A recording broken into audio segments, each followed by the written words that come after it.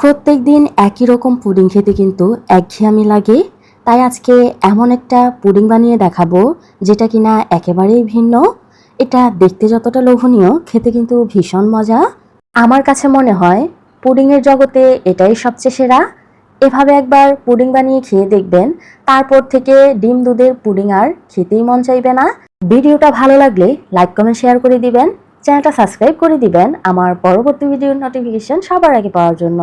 প্রথমে একটা প্যান বসিয়ে দিয়ে দিলাম আধা কাপ পরিমাণ চিনি, 1/4 কাপ পরিমাণ পানি। আর আজকের ক্যারামেলটা কিন্তু এভাবেই করে নিতে হবে। প্রথমে নাড়াচাড়া করতে যাবেন না।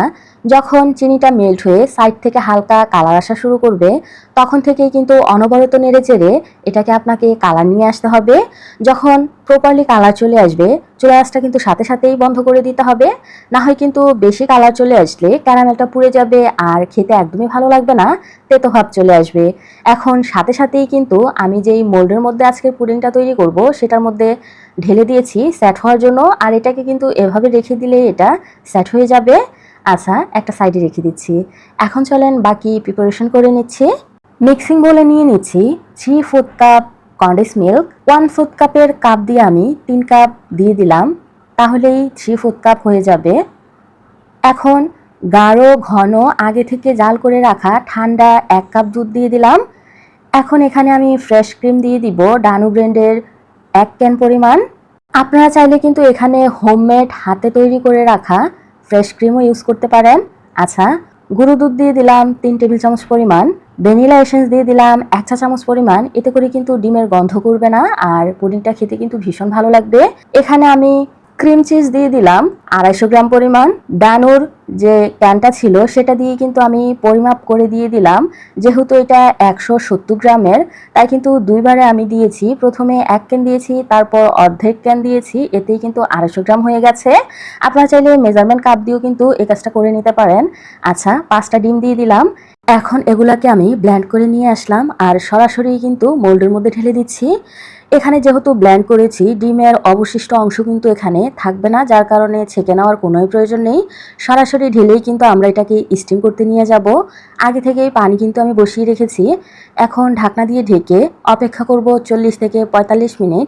এরই ফাঁকে কিন্তু হয়ে যাবে। মাশাআল্লাহ, আমার পুডিংটা কিন্তু হয়ে গেছে আর এটা এতটাই ফুলে গেছে দেখুন।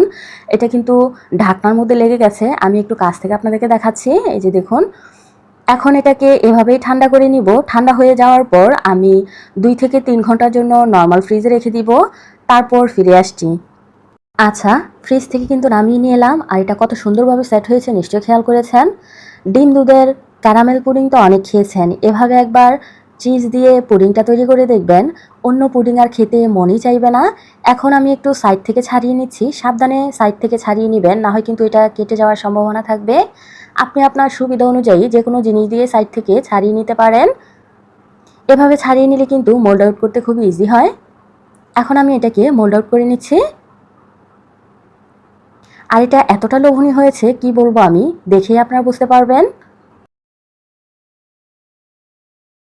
একটু ট্যাপ ট্যাপ করে নেবেন, এতে করে ইজিলি বের হয়ে আসবে। এই যে দেখুন, মাশাআল্লাহ, কতটা সুন্দর আর লোভনীয় হয়েছে নিশ্চয়ই খেয়াল করেছেন। এখন একটু কেটে শেয়ার করতেছি ভিতরটা কতটা লোভনীয় হয়েছে। কাটার স্টাইল দেখেই নিশ্চয়ই বুঝে গেছেন এটা কতটা সফট হয়েছে। এই যে দেখুন, অন্যান্য ক্যারামেল পুডিং আমরা যেভাবে খাই এটা কিন্তু সেরকম হবে না। এটা খুবই ক্রিমি আর মজাদার হবে। এটা মুখে দিতেই কিন্তু মিলিয়ে যাবে। আজকে আমার এই সহজ আর সিম্পল রেসিপিটা যদি আপনাদের কাছে ভালো লেগে থাকে, অবশ্যই চ্যানেলটা সাবস্ক্রাইব করে দিবেন এরকম সব সহজ আর সিম্পল রেসিপি পেতে।